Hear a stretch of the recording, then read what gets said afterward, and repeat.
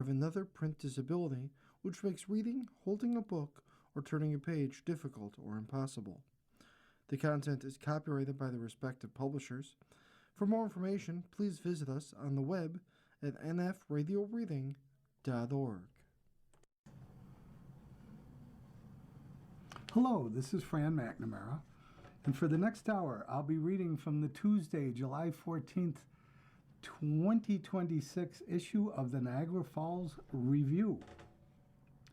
Proudly Canadian owned. Okay, so I'm looking at the front page here, and there's okay, I'm just going to go from left to right. Park Animals Rescue backed, and rescue is in quote marks. Move may bring marine land closer to redevelopment. Okay. Local officials are hopeful this past week's new U.S. authorities have approved an emergency rescue operation for Canada's last captive whales and dolphins at Marineland will bring the site closer to a sale. This could lead the park to be redeveloped into another major attraction, this time without animals. On July 1st, the National Oceanic and Atmospheric Administration authorized the emergency rescue plan after entering into an agreement with SeaWorld, Georgia Aquarium, and Shed Aquarium. Niagara Falls Mayor Jim Diodati says, here's a quote, "We're relieved and we're happy that there's going to be a soft landing for the whales. They're beautiful creatures and they deserve to have a great home." Okay, now he goes on to say, this opens up the Marineland property for a world-class attraction. I know there's been many incredible proposals. Marineland's big enough to host 3 Magic Kingdoms, said Diodati. Okay. And he continues the quote, "We're excited about the potential for that land being another major draw and another big piece of entertainment for Niagara Falls." Okay. Now it says, the article continues, the quote is over. Marineland closed in 2024. The property is up for sale, and Marineland has said it's running out of money to care for the 30 beluga and 4 dolphins. It's believed any potential sale of the property is contingent on the animals being rehoused. Okay, now animal inhabitants. During the last decade, the park has been home to hundreds of fallow, F-A-L-L-O-W. During the past decade, the park has been home to hundreds of fallow deer, red deer, and elk. It was also home to bears and bison that have since been moved off the property. The 12 bears went to a Colorado sanctuary in mid-May. The other animals are in the process of being moved, although there's controversy involved. The Canadian press reported the process is under investigation by the Canadian Food Inspection Agency. As for the marine animals, nobody wants the liability. Now I have to go to the next page here. Of being responsible for the whales, and essentially that's why most of the deals fell apart. This according to Mayor Diodati. Last month, Ottawa endorsed a plan to move the animals to several facilities in the United States and even one in Spain. Where will the whales go? Well, the whales are set to go to 5 marine parks: Shed Aquarium in Chicago, Georgia Aquarium in Atlanta, SeaWorld locations in San Antonio and San Diego, and Oceanographic Valencia in Spain. The U.S. parks are part of the Association of Zoos and Aquariums, who rallied to help Marineland after Ottawa nixed a request last fall for permits to export the whales to an aquarium in China. National Oceanic and Atmospheric Administration said it has authorized a move of up to 28 belugas. It's believed 2 other belugas and 4 dolphins will head to Spain. The American Parks Consortium said it is still awaiting permits from the Spanish government. Marineland said in a Canadian press story it welcomed the U.S. authorization of the relocation, but could not be reached for comment for this story. Canada's Department of Fisheries and Oceans issued the first batch of permits to export the whales and dolphins in early June, and will have to sign off on final permits once they check the health of the animals. Fisheries Minister Joanne Thompson, in a statement, said she'll give a final sign-off once the animal's health check is complete and when the appropriate documentation is submitted. Repurposing the site.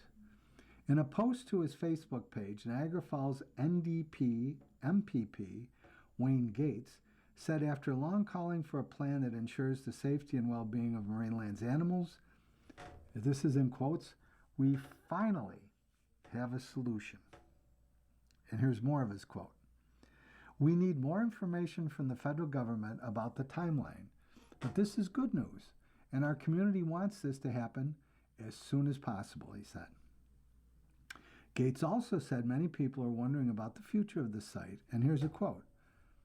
I hope we see the property repurposed as a staple of Niagara Falls tourism without any animals. Repurposing would not only bring more dollars into our community and support other businesses, but it will bring stability for all the people who have worked at Marineland and protect those jobs.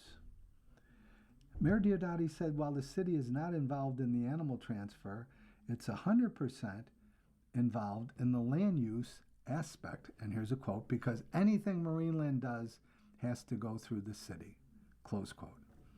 He said Marineland traditionally was a big employer in Niagara and supported the local tourism and hospitality industry. And here's another quote. A lot of people benefited from the many years of Marineland, but animals in captivity fell out of favor, and Marineland never adapted with that. They stuck with their original MO. And having said that, I'm glad we've been able to turn the corner, get away from animals in captivity, and now let's look for a world-class attraction that does not involve animals, that's going to bring many people and entertain many people coming to Niagara Falls.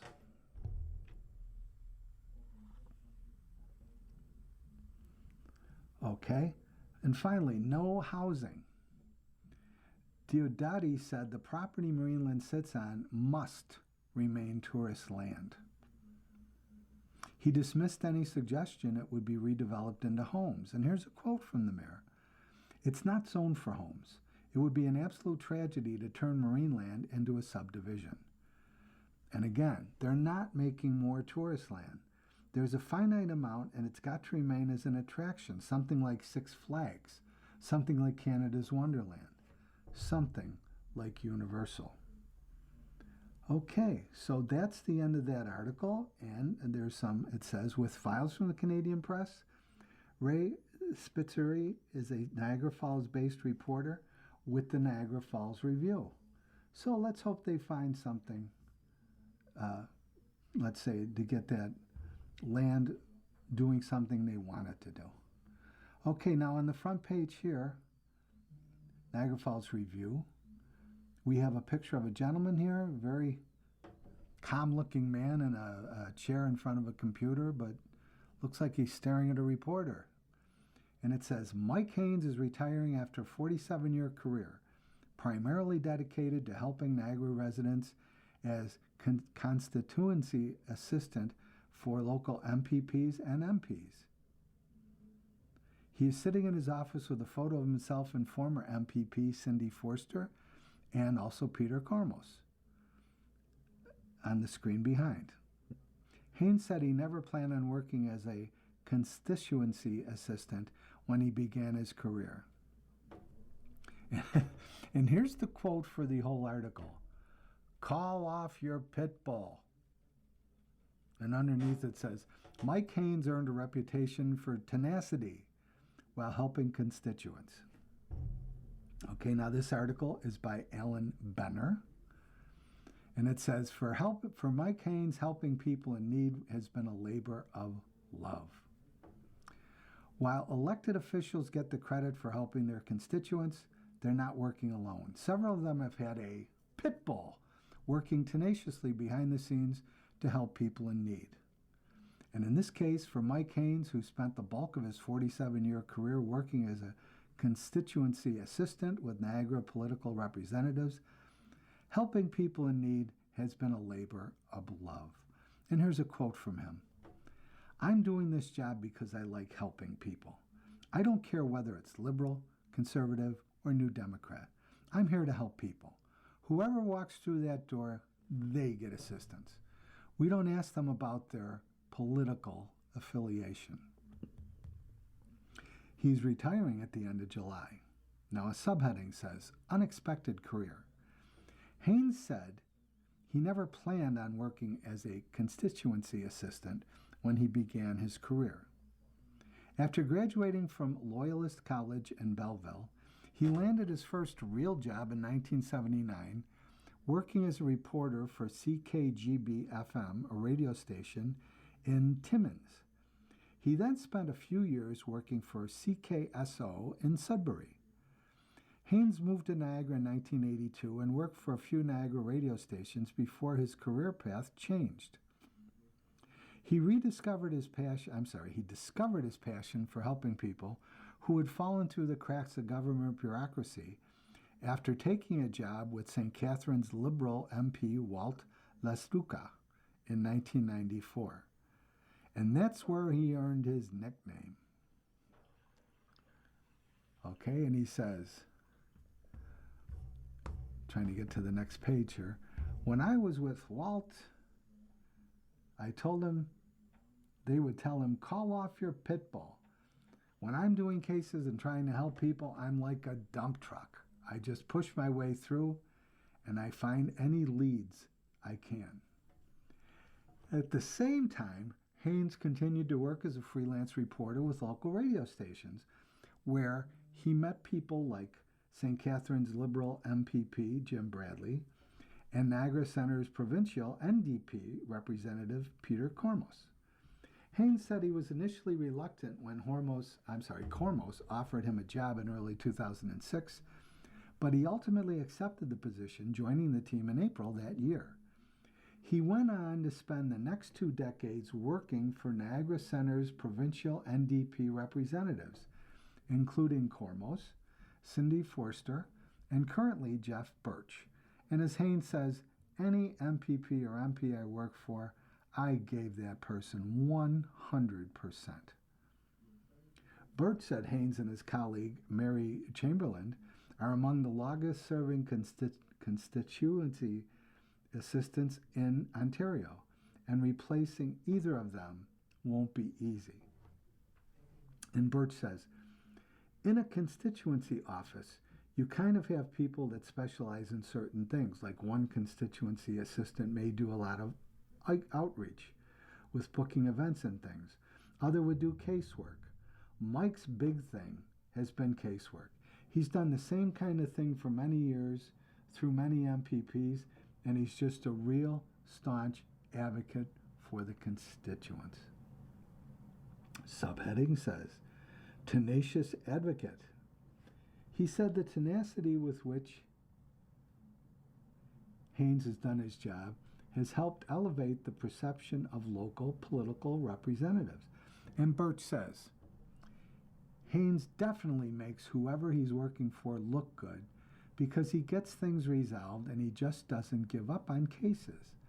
It's a very unique talent and will be very difficult to replace or replicate. Among the thousands of people Haynes has been able to help, a few stand out in his memory, such as people being bilked by scammers selling contracts for water filtration and HVAC systems. Haynes said one older man was twice targeted by HVAC marketing firms that placed liens on his home. And here's a quote from Michael. "It took me probably maybe 3 months to get him out of it, but he would not sell his house because he had one company come along, and then another company came along 2 years later and gave him the same equipment, a furnace, air conditioner, the old stuff they put out on the driveway. He was paying for 2 different companies for the same thing.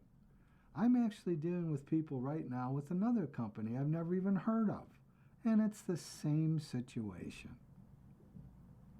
Close quote. Haynes said changes have recently been implemented. Let's see here. Okay, Haynes said changes have recently been implemented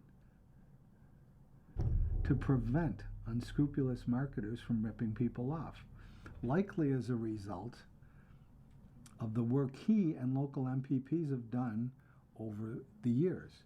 And you know, before we continue, I just wanted to remind you, you're listening to a reading of articles and features from the Niagara Falls Review on the Niagara Frontier Radio Reading Service. Okay, so let's get back to the kudos from Michael Haynes. Okay. Another issue Haynes has fought hard to address is the condition of supportive housing facilities. He recalled working with Forster to bring a Thanksgiving meal to one such facility in Welland after learning there was no food there. He said Forster actually went out, got groceries, and went over there. But rather than welcoming her generosity, he said the owner of the facility threatened to charge her for trespassing. And Haynes recalled, she said, go ahead. Haynes, however, said it's getting increasingly difficult to intervene in situations like that. And here's a quote from Mike again. It's very, very hard to try and help people these days. But that doesn't mean we're going to give up on them. Okay, then there's growing challenges. Meanwhile, the needs are becoming increasingly difficult for people to cope with without help. And Michael says, as the years have passed, you can see how it's gotten worse, like the homelessness, affordable housing. There's a whole long list of people on a waiting list, and it just gets longer and longer, and it's very discouraging. Close quote. He said trying to get information from government officials is often like pounding sand. And here's a quote from Michael. They just don't seem to be listening. It's very hard. It's harder and harder to try and get contacts and get people that are listening to you. Close quote. But nevertheless, he said his colleagues at the constituency office will continue to work to help people in the riding. That's what we're here for, he said. Bert said he hopes to continue calling on Haynes in the future. You know, he'll still be around, and he's a good friend of mine. I may bring him back every once in a while on a project or two, if he's willing. Well, God bless him. Okay. Now we're going back to page 1. Okay, we've seen the aquarium. We've seen Pit Bill, Mike Haynes. Pit Bull, I should say. And now, another article fresh from page 1. Otto Scrapolini stands tall atop Port Colborne shop. A sculpture made of discarded car parts, destined for the scrapyard, stands atop of a storage container at the Erie Muffler and Brake Shop in Port Colborne. And its name is now Otto Scrapolini, S-C-R-A-P. Otto Scrapolini. Okay, Laura Barton writes this article. Erie Muffler and Brake Shop's scrap metal sculpture officially has a name.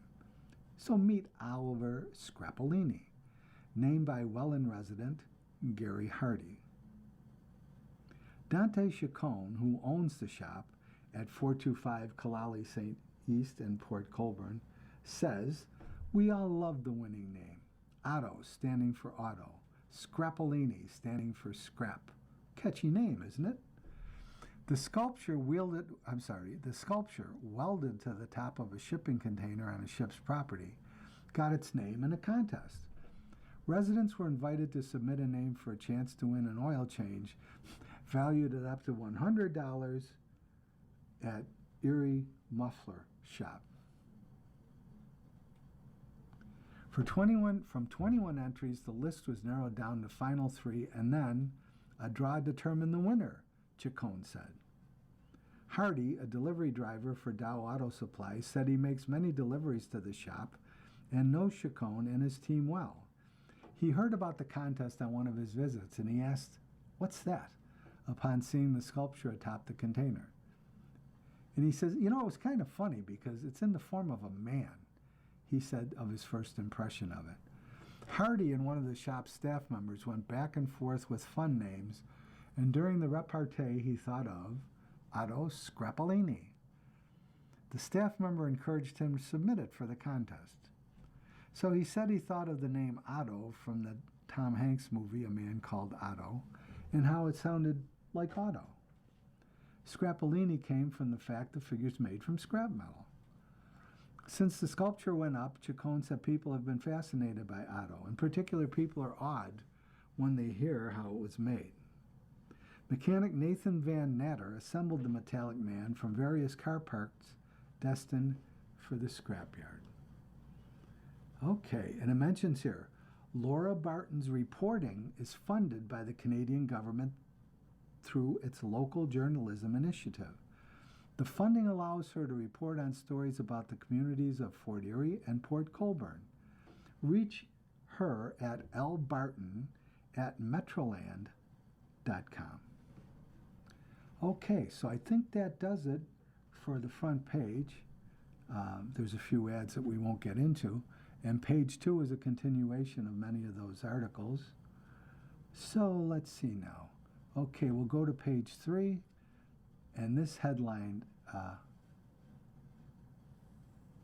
article, Unsanctioned Float Event on Canal Causes Issues at Welland Park. And this is written by reporter Dave Johnson. So Dave Johnson writes, illegal parking, overnight camping, open fires, extensive litter, and a fire caused by unauthorized fireworks were among the consequences of an unsanctioned float event on Welland Recreational Canal, says the city's chief administrative officer. A memo in Friday's online council information package from Jessica Rudell said Welland Fire and Emergency Services responded to the fire with specialized water rescue equipment. However, she did not specify what that equipment was. At the same time, emergency services were also managing a serious crash in the city with life-threatening injuries. Now here's a quote. While staff are not aware of any major injuries resulting from the gathering, the event required bylaw enforcement, emergency service intervention, and municipal cleanup efforts. Riddell's memo was in response to misinformation circulating after the cancellation of the annual Canadian Tire Welland Float Fest, scheduled for July 5th. Excuse me. Float Fest Board of Directors pulled the plug on the event more than a week ahead of its 10th anniversary on the recreational canal. Created and founded by Phil Gladman in 2016, the free, family-friendly event saw as many as 2,000 people float on the canal between the Lincoln Street Barge and the old train swing bridge south of Rotary Club of Welland Park. Factoring in shoreline attractions, including food and artisan vendors, live music, and a children's play area, the festival's total draw could reach up to 4,000 people. Float Fest set a Guinness World Record in 2017 when participants connected themselves in a continuing line of personal floats measuring 165.74 meters long. The event took a break from the water in 2020 and 21 due to the COVID-19 pandemic. At the time of the event's cancellation, Float Fest chair Jeff Bennett said the decision stemmed from a safety gap created by the event's intended move to Welland International Flatwater Center because of its growing popularity. The group wanted to close Canal Bank Street, opposite the Flatwater Center, to ensure they would know who was in the water in the event of an emergency. There is a short gravel road on the east side of the canal where people can park and enter the waterway. In her memo, Ruddle addressed the event's cancellation and proposed road closure. And here's the quote. Float Fest 2026 was canceled by the event organizer, not by the city. Throughout the Special Event Application Review Team, SEART, process, staff worked collaboratively with the organizer to identify solutions that would allow the event to proceed safely and in compliance with municipal requirements, close quote. Special Event Application Review Team is a specialized group of city staffers from various departments such as Public Works, Fire Services, and Recreation, who collaborate to review and support outdoor events on city property. Ruddle said as part of the review of the event, organizers requested a closure of Canal Bank Street. Now here's a quote. This request was not approved because the proposed event footprint did not extend to that area. Road closures are not generally used to address parking concerns where parking is already prohibited, as these matters are managed through existing traffic regulations and bylaw enforcement.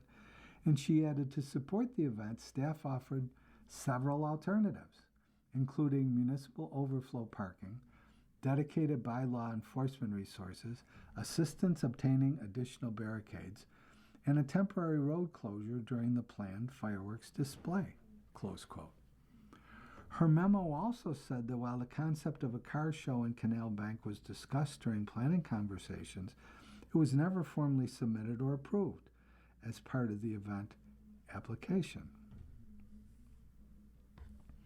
Then it says, residents planned unofficial gathering. Following the cancellation, social media posts called on residents to gather at the park and float on the waterway. Both Float Fest organizers and the city warned that any event would lack the required coordination and safety measures, putting attendees at their own risk. City staff notified Niagara Regional Police, Niagara Emergency Medical Services, fire crews, and bylaw officers of the planned gathering. And Ruddle has the final quote in this article. The city's concern was never about individuals gathering or using the recreational waterway. Rather, it was ensuring activities occurred safely and in compliance with applicable laws and bylaws. The events of July 5 demonstrated why established permitting processes are necessary to protect participants, emergency responders, municipal resources, and also to protect the broader community. Okay, so David Johnson is a Welland-based reporter with the Welland Tribune. Okay, so that's page 3, and then there's a smaller article on page 3, and looks like it's included in its entirety, so we'll be reading that in just a moment. But I just wanted to remind you, you're listening to a reading of articles and features from the Niagara Falls Review on the Niagara Frontier Radio Reading Service. Okay, so here's the headline. Merged social service providers focus on individuals that fall through the cracks. And that part was in quotes, individuals that fall through the cracks. And there's a picture here of Margaret Beaupre, CEO of Marathon Community Services, formerly Main Street Niagara and Gateway Residential and Community Support Services. And Margaret says the organization is undergoing a rebrand after a merger. Okay, so let's see what reporter Matthew P. Barker has written about this situation, hoping to help people who fall through the cracks. Niagara's first cross-sector service provider is undergoing a rebranding more closely suited to its mission. Mainstream Community Support Services and Gateway Residential and Community Support Services announced in a media release that they have officially merged and they are now operating under a new name. Marathon Community Services. It comes after the two organizations worked cooperatively for nearly a decade toward what is called a statutory amalgamation, a legal process to fuse the two administrations into one. The marathon name, says Margaret Beaupre, Marathon CEO, reflects how we see ourselves. It's about building greater independence, and meaningful change takes time. So when you look at a marathon, it takes a lot of time planning, thinking, and people helping you to do it. Beaupre said the new name also reflects more of the spirit and mission in the actual sectors that we oversee. We felt that reflected the journey of the people we support across both organizations, she said. Marathon will continue to provide specialized services within 3 distinct sectors: developmental services, mental health, and homelessness. Now here's a quote from Margaret Beaupre. We're hoping we can use a no wrong door approach because we have 3 very distinct service systems that people navigate when they come through our doors. We're big on making sure we can create lasting change, and that means you need to work together. No one agency can do everything for everyone. Marathon currently supports more than 1,400 people in Niagara and provides housing opportunities for more than 440 individuals, says the media release. Beaupre said it takes many diverse and aligned partners to meet the needs of the community. With vast changes occurring within the organization, Beaupre said no staff were let go, fired, or laid off. The programs still need workers who understand the complex needs of clients.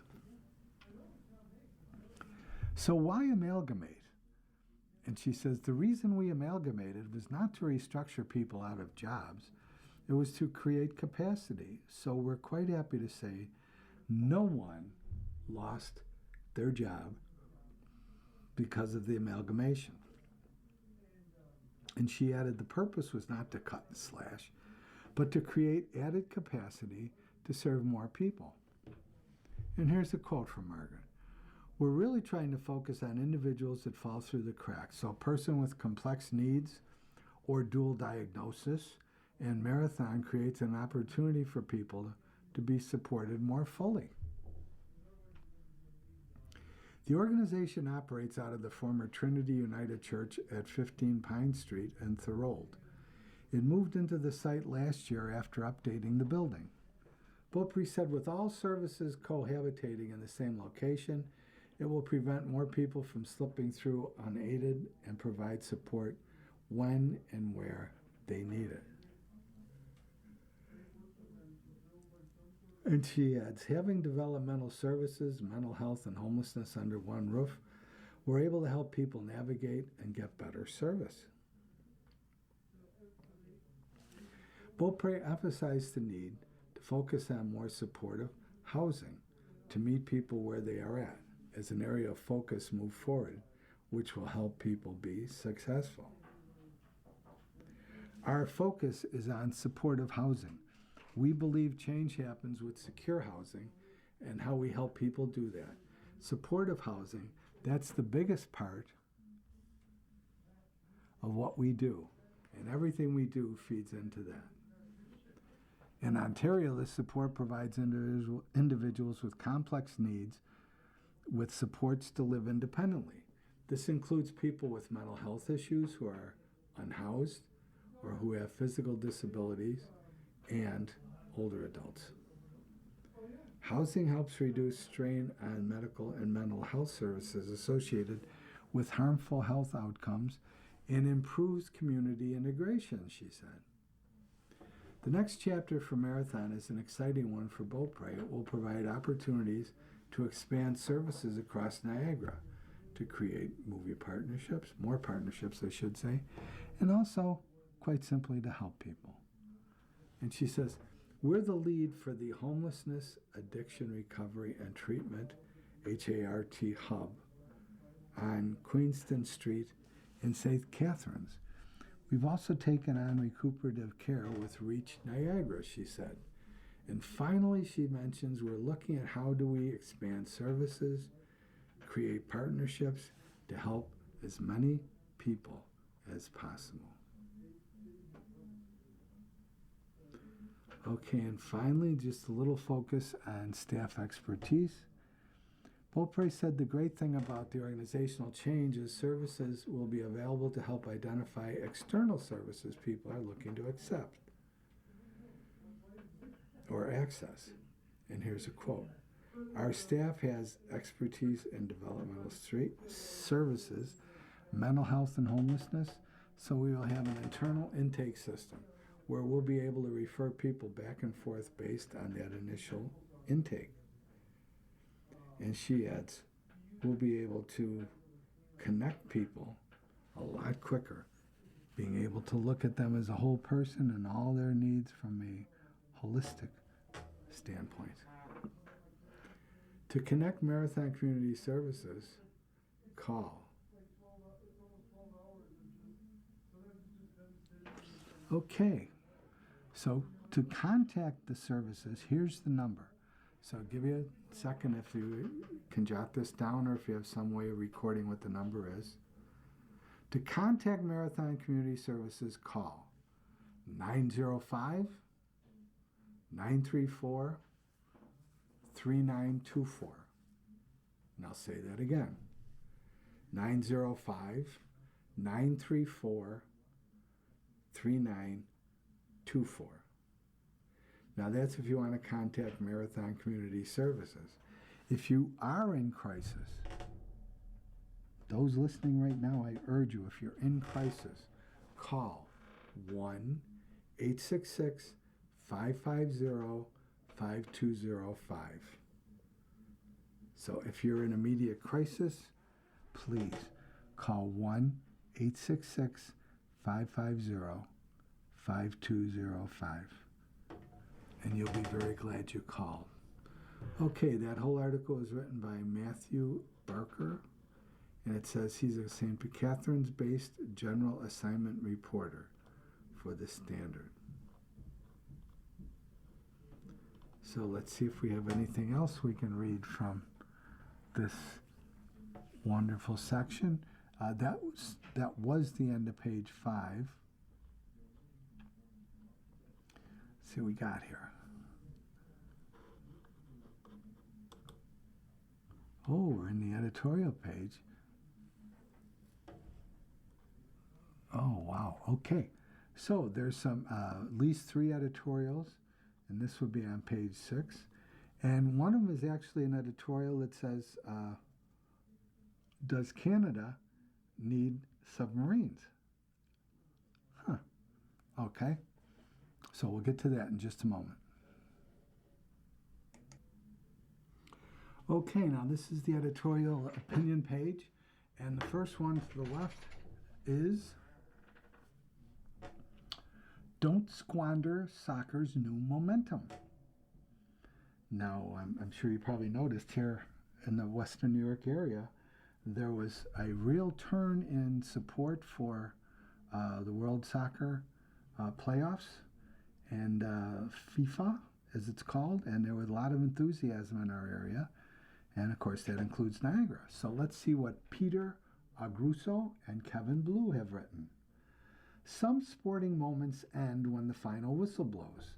Others endure and can even have the power to change a country.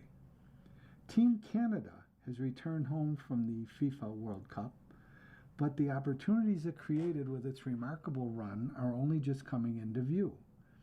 For several unforgettable weeks, Canadians rallied behind a team that made history. Millions watched from homes, workplaces, restaurants, and public squares. Conversations about our national team reached people who had never followed soccer before. The accomplishments Canada made on the pitch were unprecedented. Canada earned its first point at a men's FIFA World Cup in 2026, as well as its first victory. It advanced from the group stage for the first time and won its first knockout round match. The players represented our country with courage, humility, and resilience, proving that Canada belongs among the world's leading football nations. And just as important, they inspired Canadians. Young players could see themselves wearing the maple leaf. Parents discovered a new appreciation for the game. Newcomers to Canada saw a team that reflected the diversity of the country they proudly call home. Longtime supporters welcomed millions of new Team Canada fans. For a brief but meaningful period, soccer became part of our national conversation. We cannot take that for granted. Countries around the world have experienced similar surges of enthusiasm after major sporting events, and some have turned those surges into lasting participation, stronger clubs, better facilities, and sustained international success. For these countries, it was not what happened during the tournament that mattered most. It was what happened afterwards. At Canada Soccer, it's our responsibility to help ensure that 2026 FIFA World Cup becomes the foundation for long-term growth. Our highest priority is to deliver a national training center, providing Canada with a permanent home for its national teams, as well as a true center of excellence for player development, coaching, officiating, and sports science. Every leading football nation has a place where its best players come together to train, learn, and prepare for international competition. However, Canada still does not. Across the country, communities are struggling to keep pace with demand for soccer. Wait lists continue to grow because there are not enough spaces for children to play. Indoor facilities are oversubscribed. Community fields are booked from morning till night. This is why continued investment in local soccer infrastructure matters. More fields, indoor facilities, and community stadiums are not simply investments in sport, they also are investments in healthier communities, more active children, stronger neighborhoods for generations to come. The World Cup has reminded us that sport can still unite Canadians. For a few extraordinary weeks, people from every province and territory, every background and every generation came together behind one team. Those shared experiences strengthen our communities and remind us that there are moments capable of bringing Canadians together. But now here comes the harder part. The legacy of this World Cup will not be measured only by what Team Canada accomplished in 2026. It will be measured by how many children began playing the game, how many communities built new places to play, how many organizations invested, how many volunteers stepped forward, how many Canadians remain part of the journey long after the tournament's end. 20 years from now, Canadians will remember the goals, the celebrations, and the pride they felt watching their men's national team compete on the world's biggest stage. Our hope is that they will also remember this is the moment Canada chose to build something lasting. Okay, and it identifies the people who wrote this column. Peter Lagrusso is president of Canada Soccer's board of directors, and Kevin Blue, B-L-U-E, is CEO General Secretary of Canadian Soccer. Okay, now the next editorial, I guess you'd call it, on the opinion page. Wow. Okay, this is by Gwen Dyer. It's a shame they can't both lose. Okay. The last time oil tankers were being shot up in the Persian Gulf back in the 1980s, it was Saddam Hussein's brutal tyranny in Iraq versus Ayatollah Khomeini, a revolutionary Islamic regime in Iran. And people used to say, it's a shame they both can't lose. The United States backed Saddam because he was just another murderous thug, whereas the new regime in Tehran was an actual threat to American interests. It had overthrown Iran's American-based puppet king and wanted to spread its Islamic ideology across the region. So, of course, Ronald Reagan's administration chose Saddam's side. The Americans chose the lesser evil, as it were, but at least they knew it was evil. Once in a while, they would even say it out loud. It's a shame that both sides can't lose. but they never did anything about it, and after 10 years of slaughter, the war ended in a draw. About 30 years later, the world finds itself in a similar situation. This time it is the United States itself, not a local henchman, that has attacked Iran, and Israel has also made thousands of airstrikes on Iran. Yet the war has swiftly degenerated into a stalemate that could last for years. Is it inappropriate to wish that both sides could lose? Well, the U.S. has already lost. Donald Trump can bomb Iran to his heart's content, but he cannot force Iran to keep the Strait of Hormuz open. The U.S.-Israeli attack has taught the Iranian regime its control of the strait is a far more effective strategic asset than its mythical nuclear weapons ever could have been, and they will never give it up. The current on and off again strikes and pauses in the Persian Gulf are due to the fact that the memorandum of misunderstanding that made the 60-day ceasefire possible was deliberately vague about who actually gets to control the Gulf. A straightforward reading of this MOU puts Iran in charge of guaranteeing safe passage, and Iran is already insisting that ships pass through on the Iranian-controlled northern side of the strait with Tehran's permission and guidance. However, the ink was not yet dry on the MOU when the U.S. began, in quotes, encouraging ships to use southern Oman-controlled channel instead. Iran immediately began targeting those ships to discourage that behavior, and the U.S. hit various Iran shore installations again, and so on. Protection rackets often involve violence. This may go on for some time, because neither side yet believes it has been defeated. Trump really does have no way of turning this around, but the Iranian regime, unfortunately, can't see a path to victory. It would be a military victory, of course, but Trump is a man of little patience, and at any point he can just declare a victory and leave, as the sane Americans used to say during the final years of the Vietnam War. That would probably leave Iranians suffering under the brutal tyranny of their current rulers for a long time to come. By last year, that 47-year-old regime was clearly nearing its sell-by date.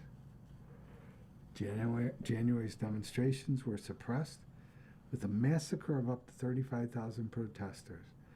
But in the normal course of events, mass killing on this scale would suggest the regime was on its last legs. It probably was, until the United States and Israel launched their surprise attack.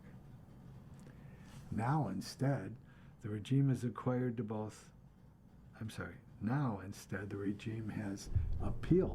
to both Iranian nationalism and the Shia Muslim tradition of victimhood, and won a whole new claim to legitimacy by its successful defense of the Iranian state. It really would be a good thing if both sides could lose this war. The Iranians might be free of the theocratic regime at last, but it might also be the beginning of the end politically for Trump. But that is not to be. Only one side has lost. Okay, so Gwen Dyer, London-based independent journalist, wrote that editorial. It's a shame they can't both lose.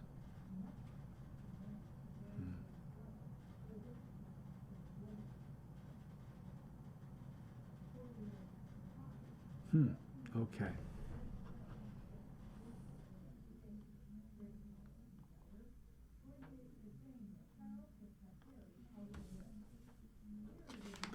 Now, just to remind you, you're listening to a reading of articles and features from Niagara Falls Review on the Niagara Frontier Radio Reading Service. So, as our time is winding down here, I wanted to get to this editorial that says, "Does Canada need submarines?" And this is written by Wesley Wark, W-A-R-K. He's a senior fellow at the Center for International Governance Innovation.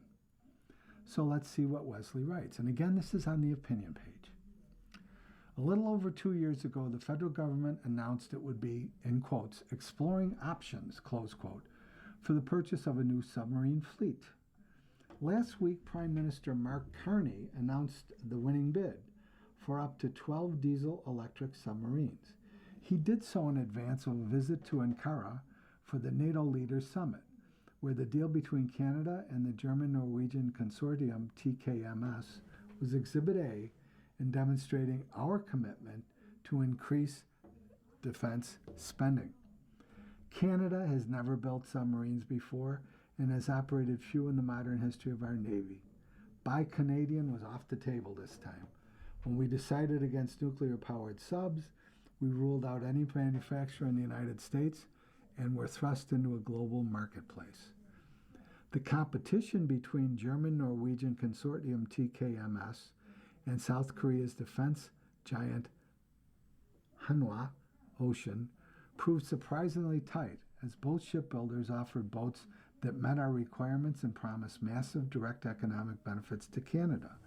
The TKMS bid was favored for geostrategic reasons, as it emphasizes Canada's defense ties to key NATO allies in Europe and our commitment to Arctic and transatlantic security. The first new Canadian sub will be delivered by the mid-2030s, and it will be years after that before a full fleet is operational. So now that the bidding is over, it's time to return to some unanswered questions. A submarine fleet has been described as key to Canada's coastal defense, but this is narrow and misleading. Julie Kim, a defense expert writing for Canadian Global Affairs Institute, articulates a broader purpose. Now this is in quotes. Submarines enable Canada to detect and deter maritime threats, control its approaches, and project power and striking capability further from its shores. I'm sure she meant farther. Submarines are stealth assets, built to roam the high seas, including the Arctic Ocean. They won't be stay-at-home vessels, but will combine defense and offense, although the full offensive capabilities of the TKMS sub remain shrouded in secrecy. How effective these boats will be in patrolling the Canadian Arctic is another open question. The TKMS submarine has the tonnage required to break through Arctic ice, but just barely. What we can be sure of is that these submarines will never operate on their own.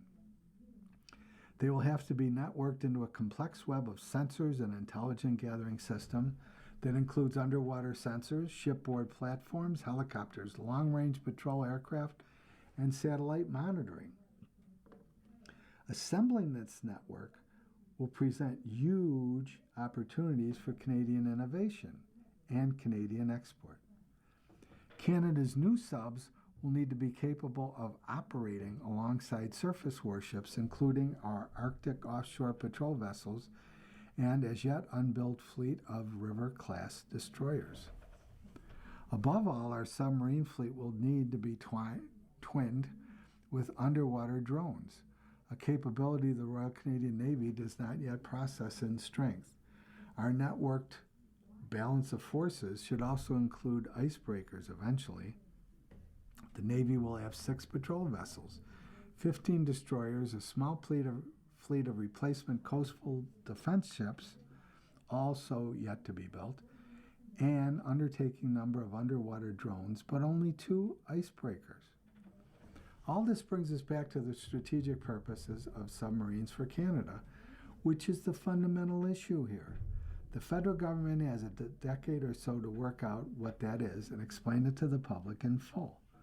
Submarines may run silent and run deep, but we need to bring the debate over their purpose for Canada to the surface. So again, that editorial, that opinion was written by Wesley Wark, W-A-R-K, who is a senior fellow at the Center for International Governance and Innovation.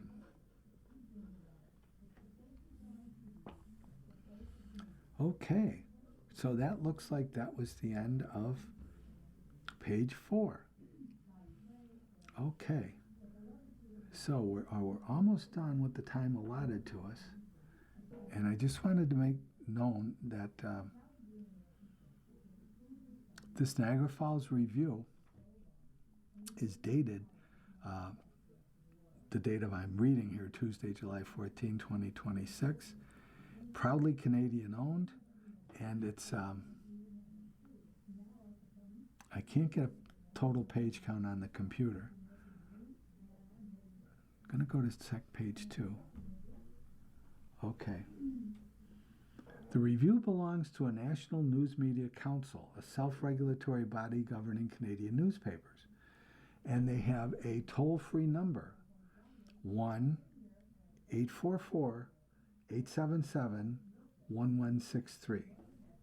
That's 1-844-877-1163. Okay, and that's how you would reach the National News Media Council. Or you may contact them online in an email, info@mediacouncil.ca.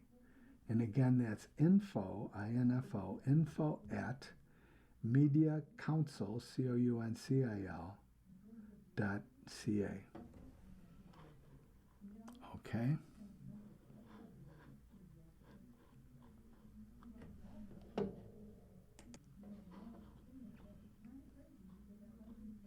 So I just wanted to remind you in closing that you've been listening to a reading of articles and feature from the July 14th, 2026 issue of the Niagara Falls Review.